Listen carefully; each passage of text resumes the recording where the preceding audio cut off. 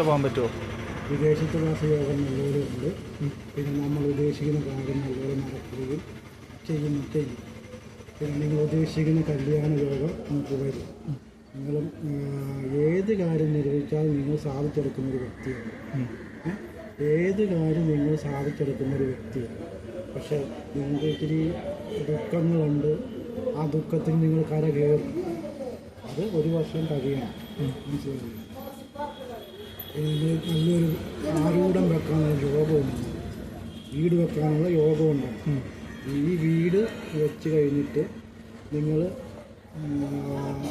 ഏറ്റുമാനമ്പലത്തിൽ അരീക്കര പള്ളിയിൽ ഒരു ചെറിയ സ്വർണം കൊണ്ടുള്ളൊരു വീട് നിങ്ങൾ ചെയ്യുക കേട്ടോ. പിന്നെ ദോഷങ്ങളൊക്കെ മാറും. എല്ലാം നേരെയായി വരും.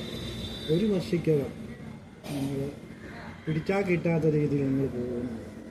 പറക്കുന്നതാണ്. ആരൂഢം ഒരു 6 മാസക്കകം ആരൂഢത്തിന് വീടിനുള്ള കാര്യങ്ങളെല്ലാം നടക്കുകയാണ്. നിങ്ങൾ ഉദ്ദേശിച്ച വിവാഹം നടക്കത്തില്ല. അതിന് വേറെ വിവാഹം നടക്കത്തുള്ളൂ.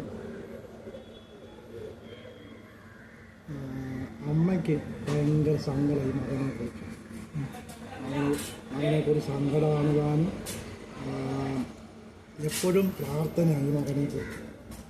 ഈ മകനൊന്ന് രക്ഷപ്പെട്ട് കിട്ടാൻ വേണ്ടി എന്നും പറഞ്ഞിട്ടാണ് പ്രാർത്ഥിക്കുന്ന. തൻ്റെ കൈവച്ചാൽ പ്രാർത്ഥിക്കുന്ന.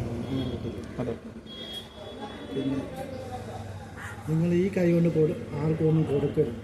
കൊടുത്താൽ തിരിച്ച് കിട്ടത്തില്ല. അങ്ങോട്ടും കിട്ടത്തില്ല, ഇങ്ങോട്ടും കിട്ടത്തില്ല. പോയത് പോയ വഴിയേ വേണം.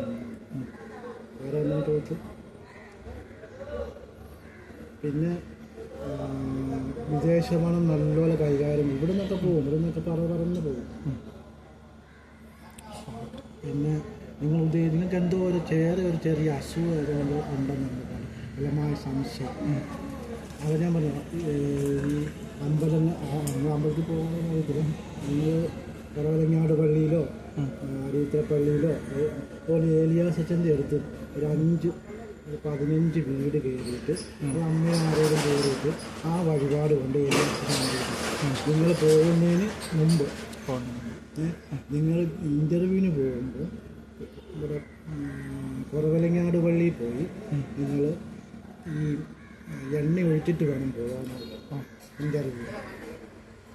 എല്ലാ കാര്യവും സുഖമായി വരും. ഇനി നിങ്ങൾക്ക് ചോദിക്കാനുള്ള ഒന്നും ചോദിച്ചു. വിദേശത്തുള്ള ഇത് വന്നില്ലേ? വിദേശവാസ യോഗം കൊണ്ട് നിങ്ങൾ പോകുന്നത് ഒന്നെങ്കിൽ കുവൈറ്റിലായിരിക്കും, അല്ലെങ്കിൽ ദുബായിലായിരിക്കും. നിങ്ങൾ ആഗ്രഹിക്കുന്ന 2 സ്ഥലങ്ങളിതാണ്, കുവൈറ്റോ ദുബായ്. പിന്നെ അതിൽ വലിയത് വരുമ്പോൾ അത് ദൈവത്തിൻ്റെ കാര്യങ്ങളിലുള്ള നമ്മൾ ദൈവം ചോട്ടാ ഒരാളാണ്.